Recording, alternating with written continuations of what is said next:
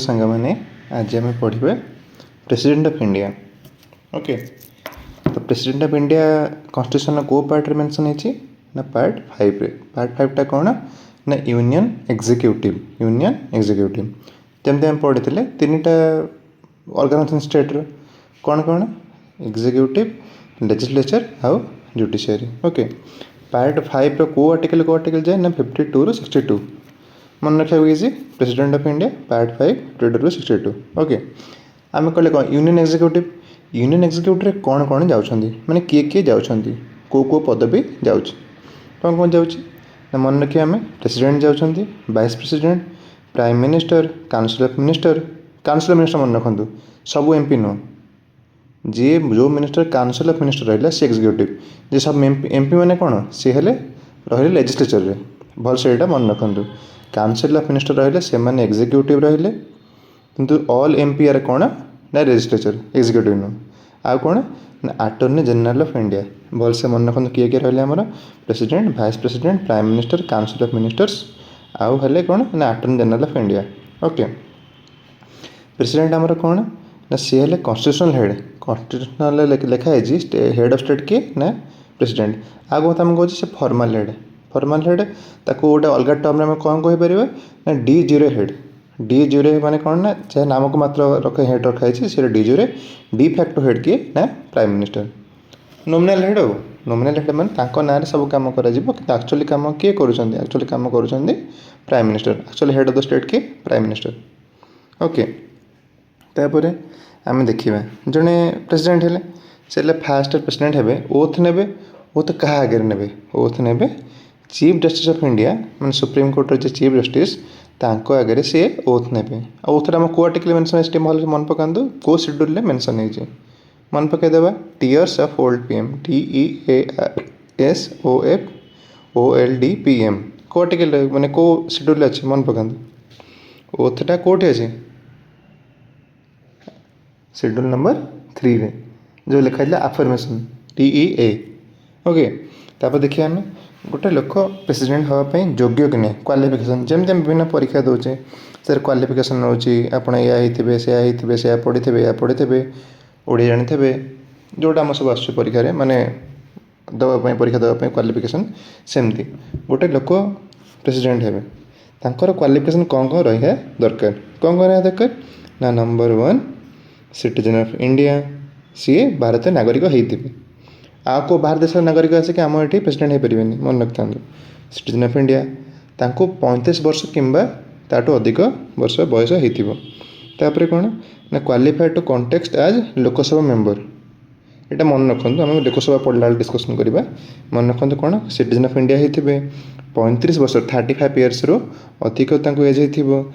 कि 35 इयर्स तापर कौन ना क्वालिफाइड टू कॉन्टेस्ट लोकसभा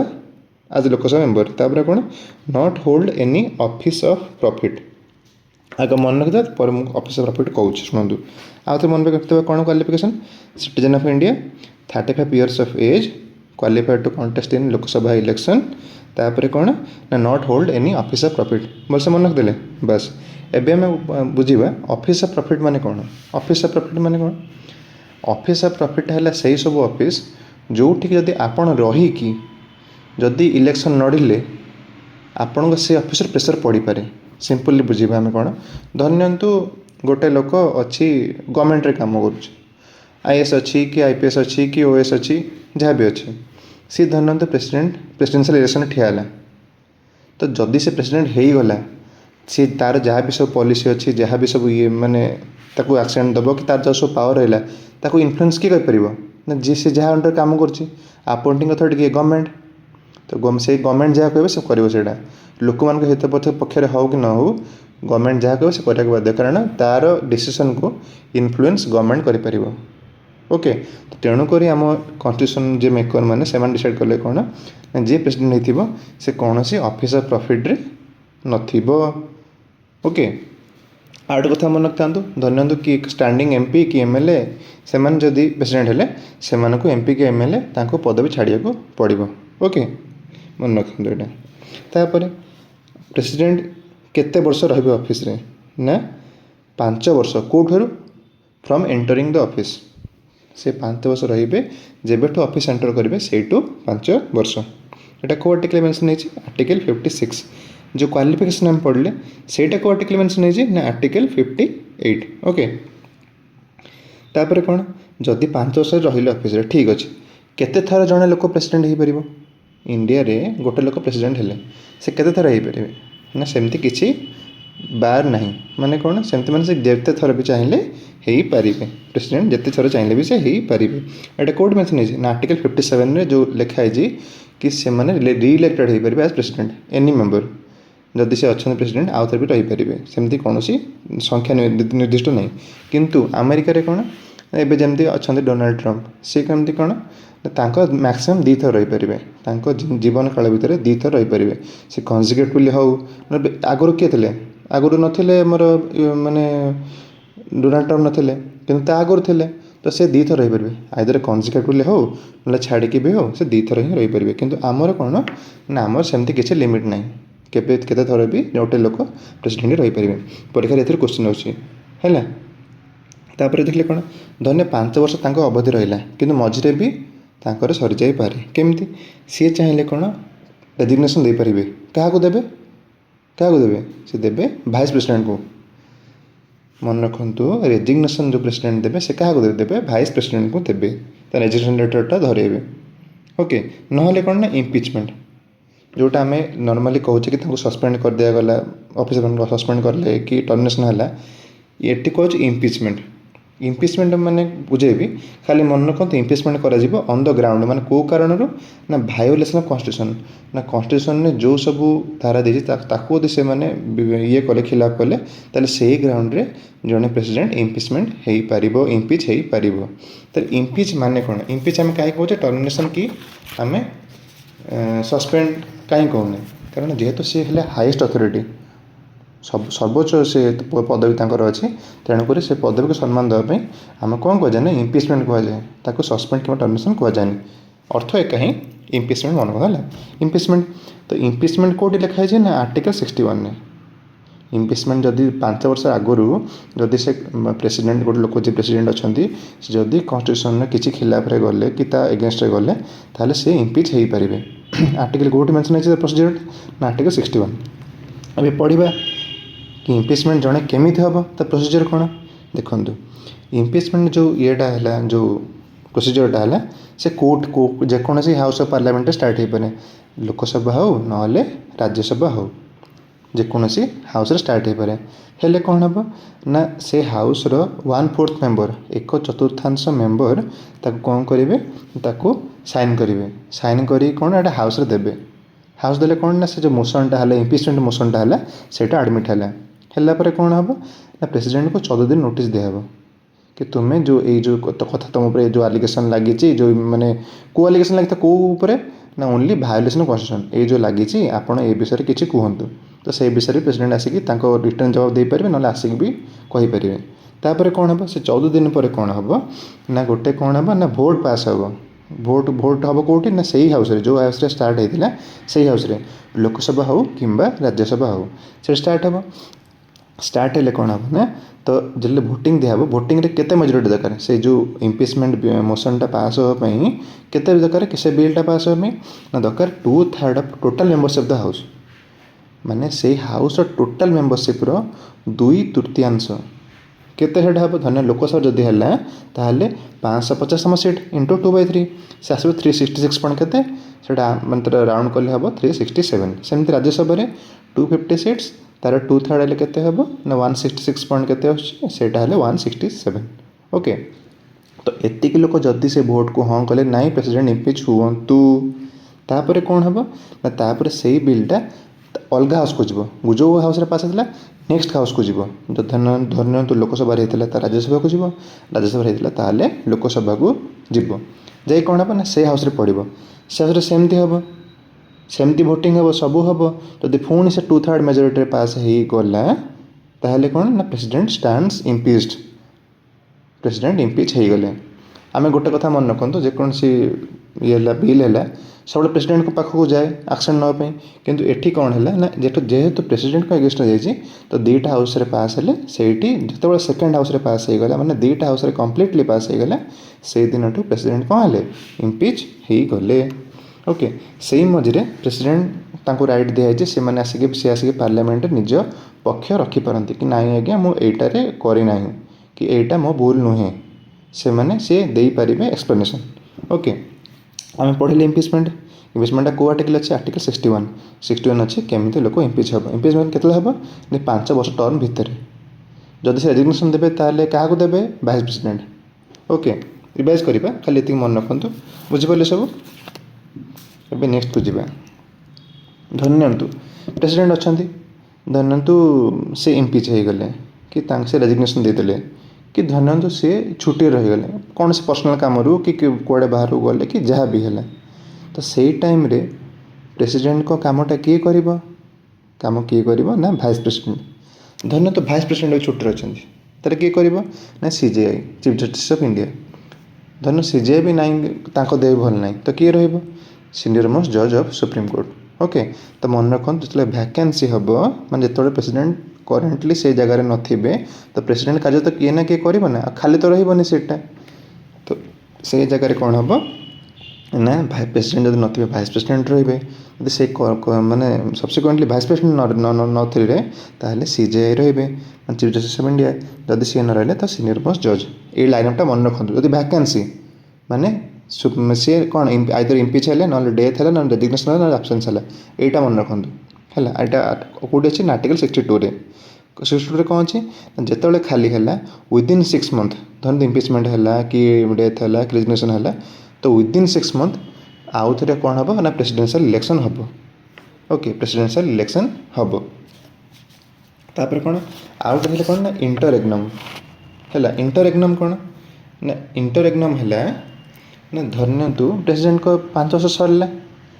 तापर जो भोटिंग टाइम अच्छे माने भोटिंगटा माने रिजल्ट आसी नहीं तो से टाइम कौन हम प्रेसिडेंट तो कहले जब ऑफिस एंटर कला से 5 वर्ष हो गला किंतु result presidential election result declare होनी तो कौन हम तो से समयटा कहते इंटर एग्नम आ से गैप भितर जी हेले प्रीवियस प्रेसिडेंट थे माने जी करेन्टली अच्छा से ही रही तो डिफरेन्स बुझंतु वैकेंसी रे कौन होची इंटर एग्नम रे कौन होची वैकेंसी माने जतले प्रेसिडेंट नथिबे इंटर एग्नम है कौन प्रेसिडेंट अच्छा किंतु इलेक्शन टर्म्स 5 वर्ष सरी जाइए 5 वर्ष पर नुआ इलेक्शन रिजल्ट बाहरी ना तो से टाइम किए रहे से टाइम जे आउट गोइंग प्रेसिडेंट से ही रे किए आज प्रेसिडेंट काम करेंगे से मन रखु यहाँ है प्रेसिडेंट को वैकेंसी किए रहे इंटर एग्नम किए रहे आउ कौन ना लाइनअपटा कौन क्या किए रहे किए नथिबे किए रहे से मन रखु आम रिवाइज करवा ये मन रखु। ओके तापर कौन तापर आम देखिए कि इलेक्शन प्रेसिडेंशियल इलेक्शन केमती केमती हुए प्रेसिडेंशियल इलेक्शन देखिए आम जानले कौन मन रखा प्रेसिडेंशियल इलेक्शन प्रोसीजर है इनडायरेक्ट इलेक्शन माने आम डायरेक्ट भोट दौने आमर रिप्रेजेंटेटिव माने से माने प्रेसिडेंट को भोट रे पार्टिसिपेट करती प्रथम है इनडायरेक्ट इलेक्शन तापर कौन ना proportional representation bye means of single transferable vote खाली ये मन रखु कि प्रोपोर्शनल रिप्रेजेंटेशन प्रोपोर्शनल कौन जो पार्टीर एमपी कि एमएलए भोट देवे से पार्टी जमती पार्टी लोक प्रोपोर्शनल रिप्रेजेंट हे। ओके खाली ये मन रखु कि इनडायरेक्ट इलेक्शन प्रोपोर्शनल रिप्रेजेंटेशन आउ सिक्रेट बैलेट माने ओपन बैलेट नहीं कई कार देख पारे सिक्रेट बैलेट लुचिकी ही यहाँ माने जो बैलेटा सिक्रेट रहा से मन रखिले इनडायरेक्ट इलेक्शन है डायरेक्ट नुह प्रोपोर्शनल रिप्रेजेंटेशन है by means of single transfer vote आउटे मेथड कौन अच्छे इलेक्शन प्रोसीजर जोटा आम एमपी कि एमएलए दूचे से first past the post system. Okay first past the post माने जी मेजोरिटी मार्क को क्रॉस कला माने लोक भितर से लोक बरम 30% हेल्ले था कि नहीं भोट किंतु जब क्रॉस कला जब समस्त अधिक रखिला ताले सी विजयी हम किंतु एठी कौन प्रोपोर्शनल रिप्रेजेंटेशन वो डिसाइड हो 50% मेजोरिटी डिसाइड हो तो ताकू ही क्रॉस कले जड़े प्रेसिडेंट हो पारे पर बुझा खाली मन रखु indirect election proportional representation bye means of single transferable vote आउ सिक्रेट बैलेट तापर इलेक्टोरल कॉलेज माने कौन ना किए किए से इलेक्टोरल कॉलेज रही माने किए किए भोट देवे मतलब बढ़िले इनडायरेक्ट इलेक्शन माने आमे तो दबा नहीं तो देवे किए भोट भोट देवे किए elected member of both house of parliament मैंने लोकसभा और राज्यसभार इलेक्टेड मेंबर माने नॉमिनेटेड न मन रखु only elected member of both houses से माने भोट देवे आउ कौन आउ किए ना elected member of legislative assembly of states माने स्टेट रो राज्य मानकर जो लेजिस्लेटिव असेंबली अच्छी से माने कर भितर जी इलेक्टेड मेंबर थे से भोट देवे काउंसिल नो लेजिस्लेटिव काउंसिल नहीं लेजिस्लेटिव असेंबली आउ किए देवे elected member of legislative assembly of union territory of Delhi and Pondicherry मन रखु यूनियन टेरिटोरी कौ यूनियन टेरिटोरी ना दिल्ली है आउ कोई है पौंडीचेरी जो है कि पुडुचेरी है लेजिस्लेटिव असेंबली इलेक्टेड मेंबर माने भोट देवे किए मन रखिले आम कौन किए भोट देवे ना Lok Sabha Rajya Sabha elected member state legislative assembly elected member आउ आमर दिल्ली आउ Puducherry legislative assembly elected member एम भोट देवे कौटी क्या देवे से देवे प्रेसिडेंट को केमी देवे ना से सिक्रेट बैलेट देवे आउ कौन ना proportional representation bye means of single transferable vote okay परीक्षा क्वेश्चन पड़ो या भर किए दियंती ना कि किए दियंती आप ठीक मारे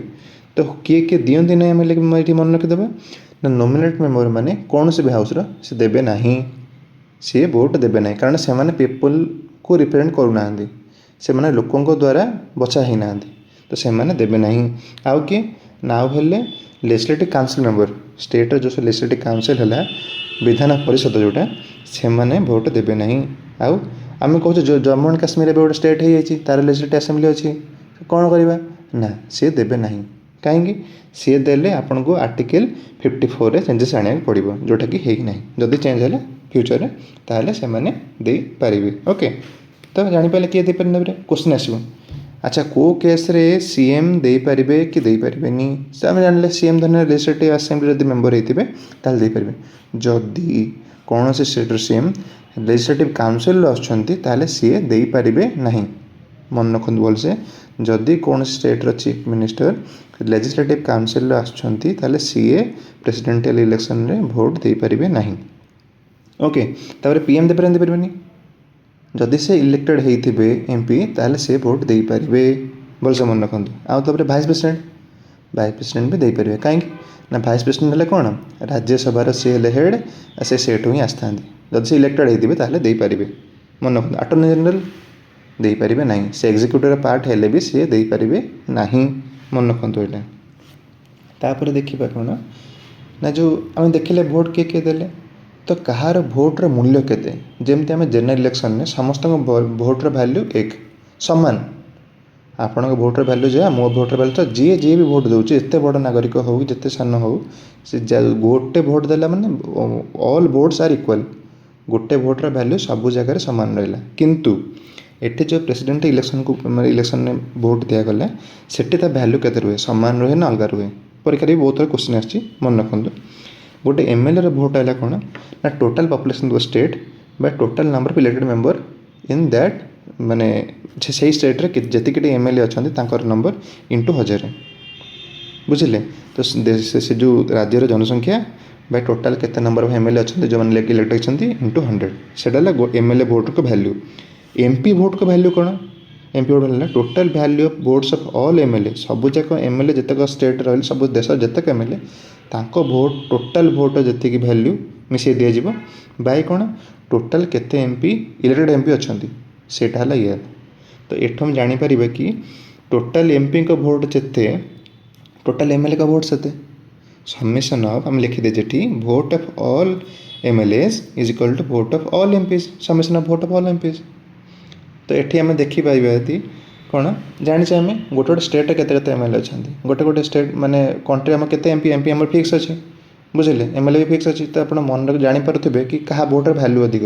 जो सबूक एमपी भोट और सबूक एमएलए भोट मिस जी सबूक एमपी भोट जब से कहार भोट है अधिक ऑब्वियसली एमपी भोट को वैल्यू अधिक कारण एमपी कम अच्छा एमएलए मान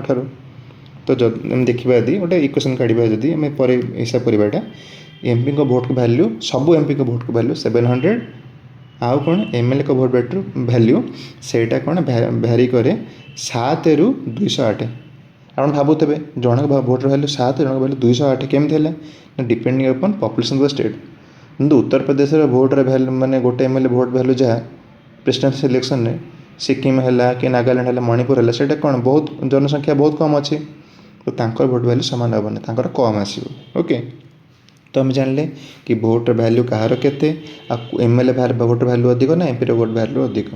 ଓକେ, ଆମେ ସିମ୍ପଲି ମନେ ରଖିଲେ ପରୀକ୍ଷାରେ କ୍ୱେଶ୍ଚନ୍ ଆସୁଛି ଆଉ ଏଇଟା ଆର୍ଟିକଲ୍ 55ରେ ମେନ୍ସନ୍ ହେଇକି ଅଛି। ଓକେ, ମନେ ରଖିଲେ। ଏବେ ଆମେ ଦେଖିବା ପ୍ରେସିଡେଣ୍ଟଙ୍କ ସବୁ ପାୱାର ଅଛି। କ'ଣ ପାୱାର ଅଛି ନା ଏକ୍ଜିକ୍ୟୁଟିଭ୍ ପାୱାର ଅଛି, ଲେଜିସ୍ଲେଟିଭ୍ ପାୱାର ବି ଅଛି, ଜୁଡ଼ିସିଆଲ୍ ପାୱାର ବି ଅଛି, ବହୁତ ଗୁଡ଼ିଏ ତାଙ୍କୁ ପାୱାର ଦିଆଯାଇଛି, ମିଲିଟାରୀ ପାୱାର ବି ଅଛି, ଡିପ୍ଲୋମାଟିକ୍ ପାୱାର ବି ଅଛି, ବହୁତ ଗୁଡ଼ିଏ ପାୱାର ଦିଆଯାଇଛି। ହେଲେ ତ ଆମେ ଦେଖିବା ଏବେ କ'ଣ ନା ଏକ୍ଜିକ୍ୟୁଟିଭ୍ ପାୱାର ଅଫ୍ ପ୍ରେସିଡେଣ୍ଟଙ୍କ ଏକ୍ଜିକ୍ୟୁଟିଭ୍ ପାୱାର କ'ଣ। ପ୍ରଥମ ଦେଖିବା କ'ଣ ନା ଯାହା ବି ଆପଣଙ୍କର ଅର୍ଡ଼ର ଆସିବ, ଯାହା ବି ଆସିବ ଲେଖା ହେଇଥିବ Bai orders of president. Central ଗଭର୍ଣ୍ଣମେଣ୍ଟର ଯାହା ବି ଅର୍ଡ଼ର ଆସିବ, ଯାହା ବି ସବୁ ଡିସିସନ୍ ନିଆଯିବ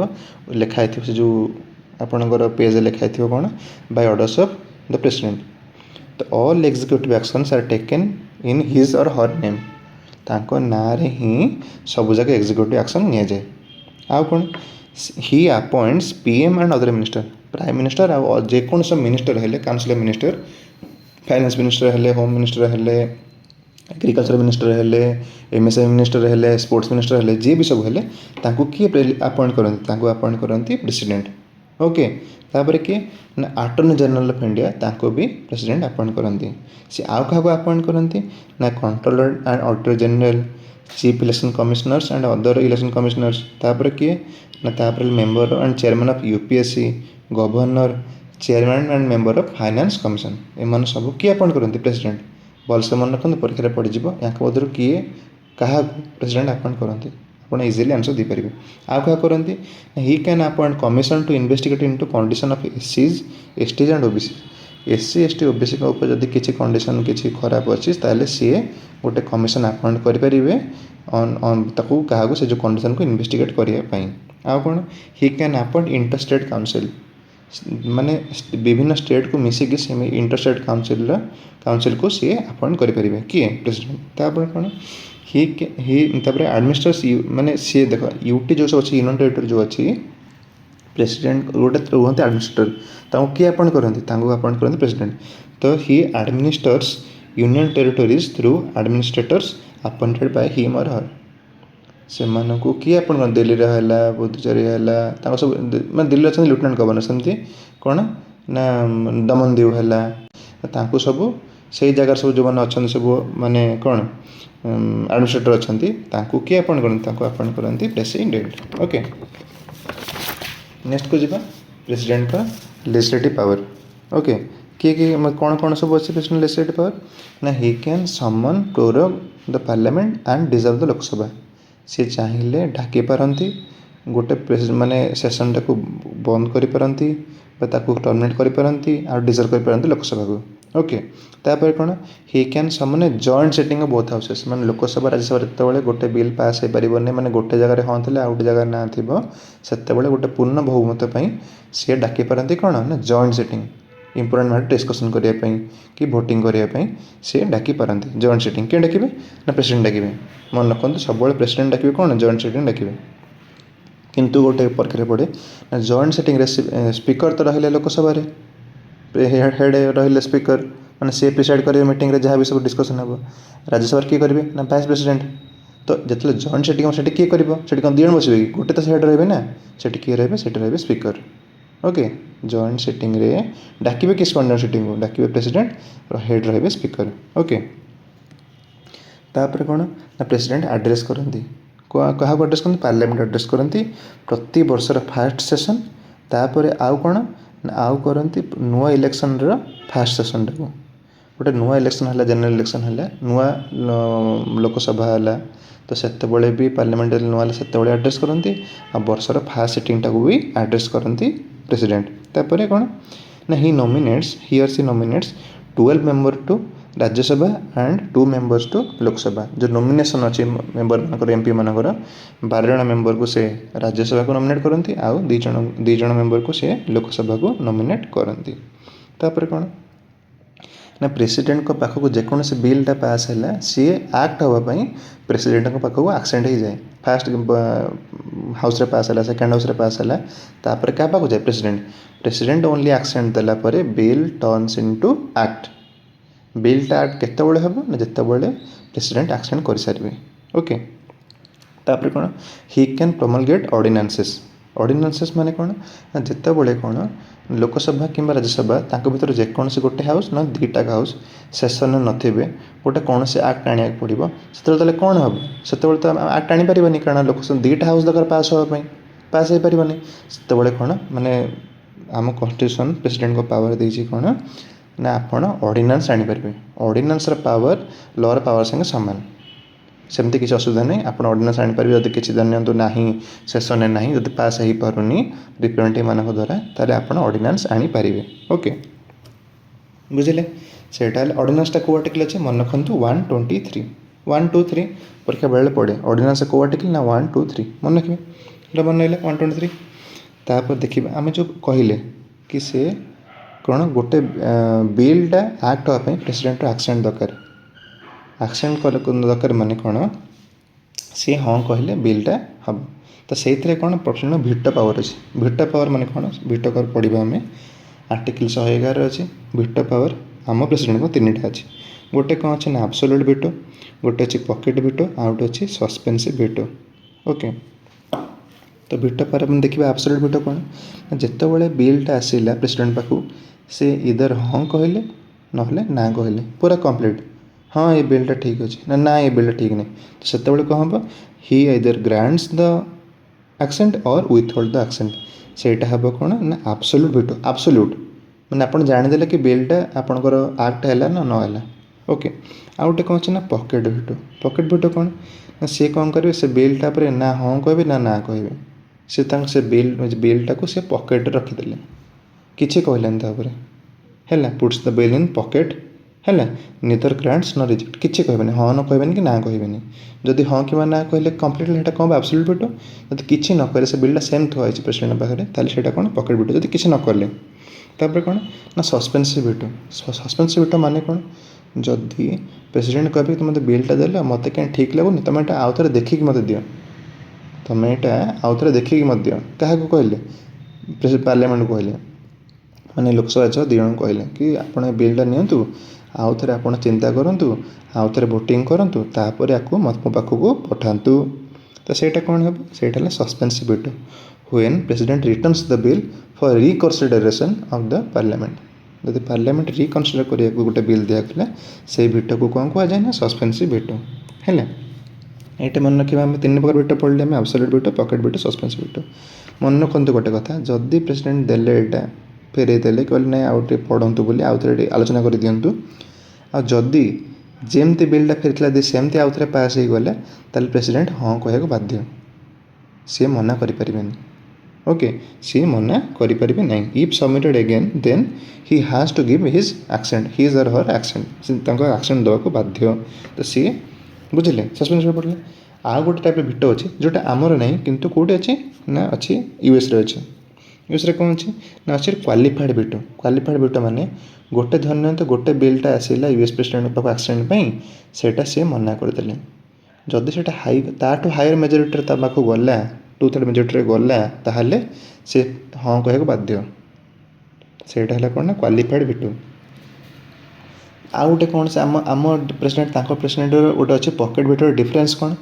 ना आम प्रेसिडेंट पॉकेट भिटो माने पॉकेट केते दिन जाए से गोटे बिल रखिपारे पकईदे रखिले टोटाली किसी कहबेनि हाँ कहबेनि कि ना कहबेनि कि किसी कहबेनि तो सीधा पकेट रहीगला तो सेटा रहा किंतु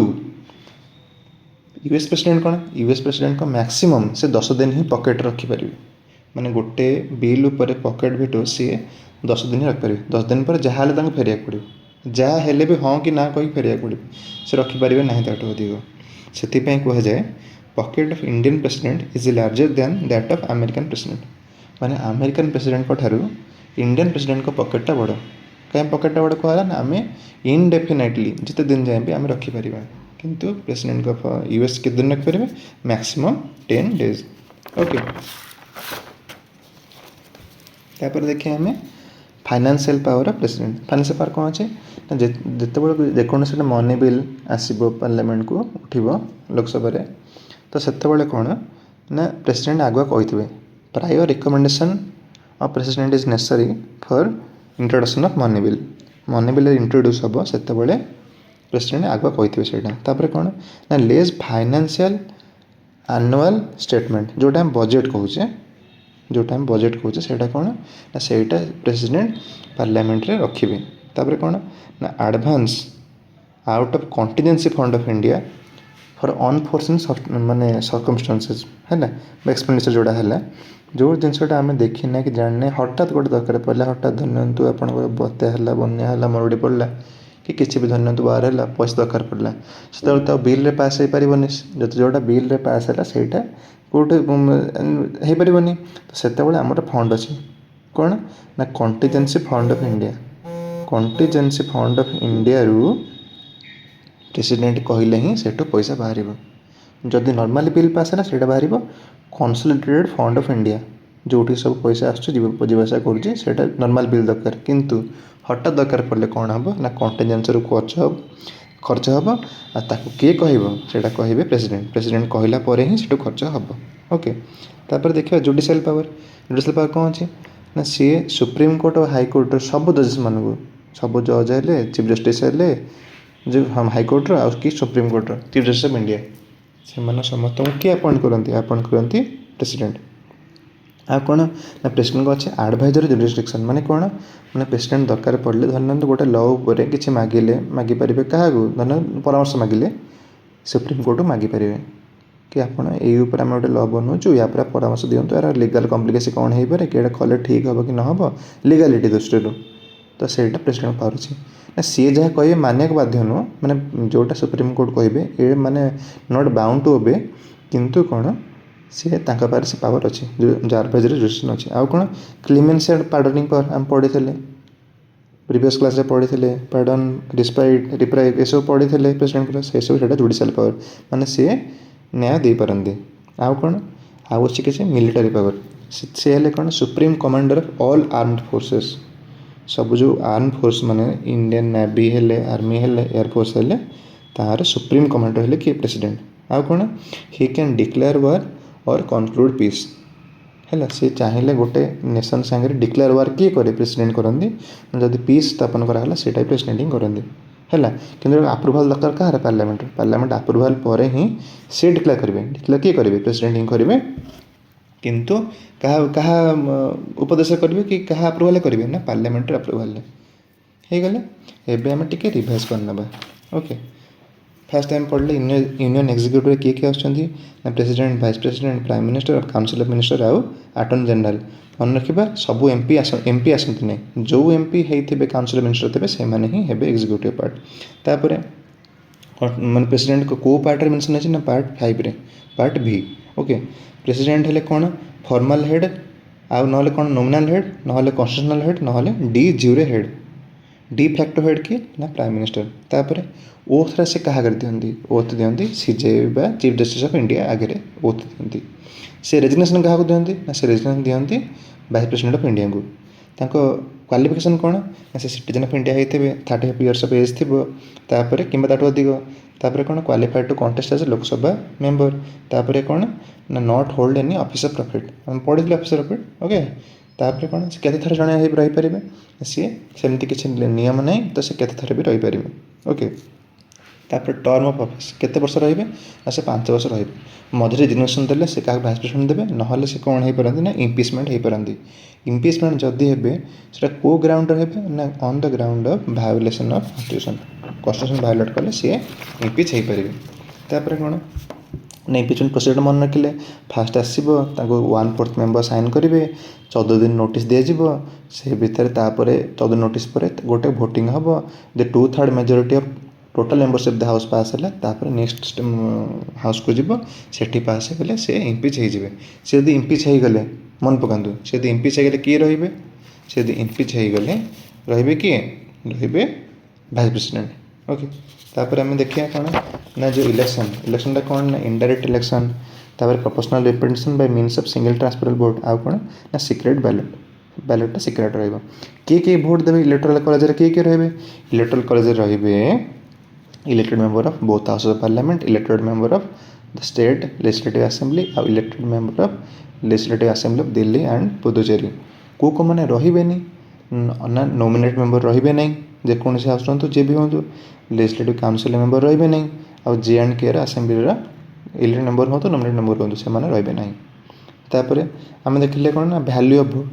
MLAର ଭୋଟ୍ର ଭ୍ୟାଲ୍ୟୁ କେତେ, MPର ଭୋଟ୍ର ଭ୍ୟାଲ୍ୟୁ କେତେ? MLA ଭୋଟ୍ଟା ଭ୍ୟାଲ୍ୟୁ କରେ on the state depending upon population. ଯାହା ପପୁଲେସନ୍ ଯେତେ ଅଧିକ ତା'ର ଅନୁସାରେ ମାନେ MLA ସିଟ୍ ଅନୁସାରେ ତାଙ୍କ ଭୋଟ୍ ଭ୍ୟାଲ୍ୟୁ ସେତେ ଅଧିକ। ଓକେ, ଯାହାର ଭୋଟ୍ ମାନେ ପପୁଲେସନ୍ କମ୍ ଆଉ ତାଙ୍କର ଲୋକ ବି କମ୍, MLA ବି ଇଲେକ୍ଟ ମେମ୍ବର କମ୍ ଥିବେ ତ ତାଙ୍କର MLA ଭୋଟ୍ ଭ୍ୟାଲ୍ୟୁ କମ୍। କିନ୍ତୁ ସବୁ MP ମାନଙ୍କର ଇରେସ୍ପେକ୍ଟିଭ୍ ଅଫ୍ ଯେକୌଣସି ଷ୍ଟେଟ୍ରୁ ସେମାନେ ଆସନ୍ତୁ ତାଙ୍କ ଭୋଟ୍ ଭ୍ୟାଲ୍ୟୁ ସମାନ। ଆଉ କାହାର ଭୋଟ୍ ଭ୍ୟାଲ୍ୟୁ ଅଧିକ ନା MPଙ୍କ ଭୋଟ୍ ଭ୍ୟାଲ୍ୟୁ ଅଧିକ MLA ଭୋଟ୍ ଭ୍ୟାଲ୍ୟୁ ଠାରୁ ହେଲା। ତାପରେ ଆମେ ପଢ଼ିଲେ କ'ଣ ନା ଭ୍ୟାକାନ୍ସି ଯେଉଁ ହେଲା, ଯଦି ଭ୍ୟାକାନ୍ସି ହେଲା କେଉଁ କାରଣରୁ ନା ଆଇଦର ଇମ୍ପିଚମେଣ୍ଟ ହେଲା, ନହେଲେ ଡେଥ୍ ହେଲା, ନହେଲେ ରେଜିଗ୍ନେସନ୍ ଦେଲେ, ନହେଲେ ଆବସେନ୍ସ। ସେଇ 5 ବର୍ଷ ଭିତରେ ଯେଉଁ 5 ବର୍ଷ ତାଙ୍କ ଟର୍ମ ଅଛି ସେଇ ଭିତରେ ଯଦି ସେ ଏଇ ସବୁ କେସ୍ ହେଲା ତାପରେ କିଏ ରହିବେ? Vice president. ଯଦି ଭାଇସ୍ ପ୍ରେସିଡେଣ୍ଟ ନ ରହିଲେ ତ ଡୁଆଲ୍ ଭ୍ୟାକାନ୍ସି ହେଲା ନା ପ୍ରେସିଡେଣ୍ଟ ଅଛନ୍ତି ନା ଭାଇସ୍ ପ୍ରେସିଡେଣ୍ଟ ଅଛନ୍ତି, ସେତେବେଳେ କିଏ ରହିବେ ନା ଚିଫ୍ ଜଷ୍ଟିସ୍ ଅଫ୍ ଇଣ୍ଡିଆ। ଯଦି ଚିଫ୍ ଜଷ୍ଟିସ୍ ଅଫ୍ ଇଣ୍ଡିଆ ଯଦି ନ ରହିଲେ ତାପରେ କିଏ ଯଦି ଆବସେନ୍ସ ରହିଲେ ତାହେଲେ କିଏ ରହିବେ ନା ସିନିୟର ମୋଷ୍ଟ ଜଜ୍ ଅଫ୍ ସୁପ୍ରିମକୋର୍ଟ। ଓକେ, ଆଉ ଇଲେକ୍ସନ୍ଟା ଯେମିତି ହେଲେ ଯଦି ଖାଲି ପଡ଼ିଲା 6 ମାସ ଭିତରେ ହେବା କଥା ହେବ। ଆର୍ଟିକଲ୍ 62ରେ ଲେଖା ହେଇଛି ଯେମିତି ହେଲେ 6 ମନ୍ଥ ଭିତରେ ହେବ। ଓକେ, ତାପରେ କ'ଣ ଆଉ ଗୋଟେ ମନେ ରଖିଲେ, ଧରି ନିଅନ୍ତୁ 5 ବର୍ଷ ସରିଗଲା କିନ୍ତୁ ଇଲେକ୍ସନ୍ ରେଜଲ୍ଟ ବାହାରିନି, ସେଇ ଯେଉଁ ଆବସେନ୍ସଟାକୁ ଆମେ କ'ଣ କହିବା? ସେଇ ଯେଉଁ ପିରିୟଡ଼ଟାକୁ ସେ ଗ୍ୟାପ୍ଟାକୁ ଆମେ କହିବା ଇଣ୍ଟରରେଗ୍ନମ୍। ସେ ପିରିୟଡ଼ରେ କିଏ ରହିବେ ନା ଯେଉଁ ପ୍ରେସିଡେଣ୍ଟ ଥିବେ ପ୍ରିଭିୟସଲି ସେ ହିଁ ରହିବେ ପ୍ରେସିଡେଣ୍ଟ। ଓକେ, ତାପରେ ବିଭିନ୍ନ ପାୱାର ଆମେ ପଢ଼ିଲେ କ'ଣ ନା executive power, legislative power, judicial power. Executive power କ'ଣ? ପ୍ରେସିଡେଣ୍ଟ କାହାକୁ ସବୁ ନୋମିନେଟ୍ କରନ୍ତି। କାହାକୁ ନୋମିନେଟ୍ କରନ୍ତି ନା ମାନେ ଆପଏଣ୍ଟ କରନ୍ତି, ନୋମିନେଟ୍ କଲେ ଆପଏଣ୍ଟ କରନ୍ତି। କାହାକୁ ଆପଏଣ୍ଟ କରନ୍ତି ନା ପ୍ରାଇମ୍ ମିନିଷ୍ଟର, ଅଦର ମିନିଷ୍ଟର ମାନେ କାଉନସିଲ୍ ମିନିଷ୍ଟର ଯିଏ ରହିଲେ, attorney general of India, CAG ବା କଣ୍ଟ୍ରୋଲର ଆଣ୍ଡ ଅଡ଼ିଟର ଜେନେରାଲ, ତାପରେ chief election commission and other election commissioners, ତାପରେ କ'ଣ ନା member and chairman of UPSC, ତାପରେ କ'ଣ ଅଲ୍ ଗଭର୍ଣ୍ଣର୍ସ, ତାପରେ କ'ଣ ନା chairman of member of finance commission, ତାପରେ କ'ଣ ନା ସିଏ ଆପଏଣ୍ଟ କରିପାରନ୍ତି commission to investigate on SCs, STs and OBC। ତାଙ୍କ କଣ୍ଡିସନ୍ ଉପରେ ସେମାନେ ସେ ବନେଇ ପାରନ୍ତି କମିଶନ, ନହେଲେ ଇଣ୍ଟରଷ୍ଟେଟ୍ କାଉନସିଲ୍ ବି ଆପଏଣ୍ଟ କରନ୍ତି। ତାପରେ କି ନା UTର ଯିଏ ରହିଲେ ମାନେ ୟୁନିୟନ୍ ଟେରିଟୋରିର ଯିଏ ରହିଲେ ଆଡ଼ମିନିଷ୍ଟ୍ରେଟର ତାଙ୍କୁ ବି ଆପଏଣ୍ଟ କରନ୍ତି। ତାପରେ ଆମେ ଦେଖିବା ଲେଜିସ୍ଲେଟିଭ୍ ପାୱାର। ଲେଜିସ୍ଲେଟିଭ୍ ପାୱାର କ'ଣ ରହିଲା ନା he can summon, prorogue the parliament and dissolve the Lok Sabha. ସିଏ ସମନ୍ କରିବେ, ସମନ୍ କିଏ କରିବେ? ପ୍ରେସିଡେଣ୍ଟ କରିବେ ହେଲା। ଜଏଣ୍ଟ ସିଟିଂକୁ ସମନ୍ କିଏ କରିବେ? ପ୍ରେସିଡେଣ୍ଟ କରିବେ। କିନ୍ତୁ ହେଡ଼୍ କିଏ କରିବେ ନା ହେଡ଼୍ କରିବେ ଆପଣଙ୍କ ସ୍ପିକର। ତାପରେ ହି ଆଡ୍ରେସେସ୍ ଦ ପାର୍ଲାମେଣ୍ଟ, ସମ୍ବୋଧନା ଦିଅନ୍ତି ପାର୍ଲାମେଣ୍ଟରେ। କାହାକୁ ଦିଅନ୍ତି ମାନେ କେତେବେଳେ ଦିଅନ୍ତି ନା ସବୁ ବର୍ଷର ଷ୍ଟାର୍ଟିଂର ଯେଉଁଟା ରହିଲା ଆପଣଙ୍କର ଇଲେକ୍ସନ୍ ଷ୍ଟାର୍ଟିଂରେ ରହିଲା ଆପଣ ସେସନ୍ଟା, ନହେଲେ ସେଇଟା ଦିଅନ୍ତି ଆଣ୍ଡ ସବୁ ଇଲେକ୍ସନ୍ର ଫାଷ୍ଟ ଯେଉଁ ସେସନ୍ଟା ହେଲା ସେଠି ବି ସିଏ ଦିଅନ୍ତି, ଉଦ୍ବୋଧନ ଦିଅନ୍ତି। ତାପରେ ସେ 12 ଜଣ ମେମ୍ବରକୁ ନୋମିନେଟ୍ କରନ୍ତି ରାଜ୍ୟସଭାକୁ ଆଉ 2 ଜଣଙ୍କୁ ଲୋକସଭାକୁ ନୋମିନେଟ୍ କରନ୍ତି। ତାପରେ କ'ଣ ନା ସବୁ ବିଲ୍ ପ୍ରେସିଡେଣ୍ଟଙ୍କ ଆକ୍ସନ୍ ପରେ ହିଁ ଆକ୍ଟ ହୁଏ ହେଲା। ଆଉ ସିଏ ଅର୍ଡ଼ିନାନ୍ସ ବି ପାସ୍ କରନ୍ତି ଯେତେବେଳେ କୌଣସି ଗୋଟେ ହାଉସ୍ ନା 2ଟା ହାଉସ୍ ସେସନ୍ରେ ନଥିବ ସେତେବେଳେ ପାସ୍ କରନ୍ତି। ତାପରେ କ'ଣ ଭିଟୋ ପାୱାର ପଡ଼ିଲେ ଆମେ କ'ଣ ଭିଟୋ ପାୱାର ଆମର ଅଛି ପ୍ରେସିଡେଣ୍ଟଙ୍କର? ଆର୍ଟିକଲ୍ 111ରେ ଅଛି ଭିଟୋ ପାୱାର। କ'ଣ ଅଛି? ଆବସଲ୍ୟୁଟ୍ ଭିଟୋ, ପକେଟ୍ ଭିଟୋ ଆଉ suspensive veto. Absolute veto, pocket veto, suspensive veto. ଯଦି ହଁ କିମ୍ବା ନା କମ୍ପ୍ଲିଟଲି କହିଲେ, କ୍ଲିଅରଲି କହିଲେ ସେଇଟା ଆବସଲ୍ୟୁଟ୍ ଭିଟୋ। ବିଲ୍ ପାସ୍ ହେଲା ନା ନ ହେଲା କ୍ଲିଅରଲି ଯଦି କହିଲେ। ପକେଟ୍ ଭିଟୋ ମାନେ କ'ଣ? ସେ ପକେଟ୍ ରଖିଦେଲେ, ସେ ବିଲ୍ରେ ହଁ କହିଲେନି କି ନା କହିଲେନି। ଆଉ ଯଦି ବିଲ୍ଟା ସେ ଫେରେଇ ଦେଲେ ପାର୍ଲାମେଣ୍ଟକୁ କି ଆଉ ଥରେ ତୁମେ ରିକନସିଡ଼ର କର ତାହେଲେ ସେଇଟା ହେଲା କ'ଣ ନା ସସ୍ପେନ୍ସିଭ୍ ଭିଟୋ। ଆମର କେଉଁ ଭିଟୋ ନାହିଁ ଆମ ପାଖରେ ନା କ୍ୱାଲିଫାଏଡ଼୍ ଭିଟୋ। କ୍ୱାଲିଫାଏଡ଼୍ ମାନେ ଭିଟୋ ମାନେ କ'ଣ? ଯଦି ଗୋଟେ ବିଲ୍ଟା ଯଦି କମ୍ ମେଜରିଟି ମାନେ ହାଫ୍ ମେଜରିଟି ମାନେ ହାଫ୍ ମେଜରିଟି ମାନେ 50% ମେଜରିଟି ଯଦି ପାସ୍ ନ ହେଇପାରିଲା ତାହେଲେ ତାଠୁ ଅଧିକ ମେଜରିଟି 2/3 ମେଜରିଟି ଆମେ ଯଦି ପାସ୍ କରିବା ତାହେଲେ ପ୍ରେସିଡେଣ୍ଟ କରିବାକୁ ବାଧ୍ୟ। ସେଇଟା ହେଲା କ'ଣ? Qualified veto. ଏଇଟା କାହାର ଅଛି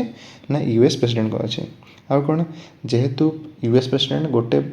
ବିଲ୍ଟାକୁ 10 ଦିନ ହିଁ ରଖିପାରିବେ ପକେଟ୍ ଭିଟୋ କରିକି, ତାଠୁ ତ ରଖିପାରିବେନି। କିନ୍ତୁ ଆମ ପ୍ରେସିଡେଣ୍ଟ ତାକୁ ଇନଡେଫିନାଇଟଲି ରଖିପାରିବେ। ସେଥିପାଇଁ କ'ଣ କୁହାଯାଏ ନା pocket of Indian president is larger than that of American president ହେଲା। तापर आम देखले कौन ना फाइनेंशियल पावर।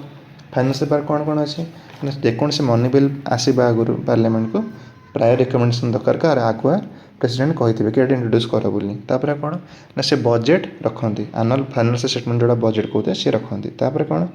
ना advance out of contingency fund of India जो हठात दरकार पड़ा अनफोर्सिन सर्कमस्टांसेस एक्सपेंडिचर दरकार पड़ा से कॉन्टिजेंसी फंड ऑफ इंडिया सी पैसा सैंक्शन करते कि हाँ एठू पैसा दि जापर। तापर आम देखले कौन जुडिशियल पावर कौन अच्छे ना he appoints chief justice and जजेस of supreme court and all high courts in India. India जेकोन सब हाई कोर्ट सब अच्छी आउ सुप्रीम कोर्ट सेठी सब जजेस मानक जस्टिस मानक आ चीफ जस्टिस मानक सी अपॉइंट करती। तापर कौन एडवाइजरी जुडिशियल अच्छी से धरना कौन सी लॉ उपर एडवाइस मागे को चाहिए मागिपारे क्या सुप्रीम कोर्ट को मागिपारे है। तापर कौन मन रखी आम कौन पार्डनिंग पावर सब क्लीमेंसी पावर जोड़ा कहे मैंने कौन से लोकर आप सेन्टेन्सटा कमे पारती आपण इच्छा अनुसार कौन विभिन्न कंडीशन विभिन्न आम पढ़ी क्लीमेंसी पावर से जुडिशियल पावर ऑफ प्रेसिडेंट। तापर कौन मिलिटरी पावर सी कौन ना supreme commander of all arm forces सब जगह आर्म फोर्सेस माने नेवी आर्मी एयरफोर्स से समस्त सुप्रीम कमांडर किए ना प्रेसिडेंट। तापर कौन he can declare war and conclude peace अपन नेशंस गोटे देश सागर आप वार रे गले कि आपन संगे पीस कले डिक्लेयर करेंगे president subject to approval parliament approve कलापर ही से करें जो वार डिक्लेयर करेंगे ना कौन पीस कनक्लूड करेंगे। यहाँ आप आउ थे रिवाइज करनी ये बहुत गुड़े क्वेश्चन आसुच्छे कनसेप्चुअली बुझंतु तो आपन जेकोसी परीक्षा जमी पढ़ले आपड़ करें। आज ये पढ़ी तो रिवाइज करूँ। Thank you.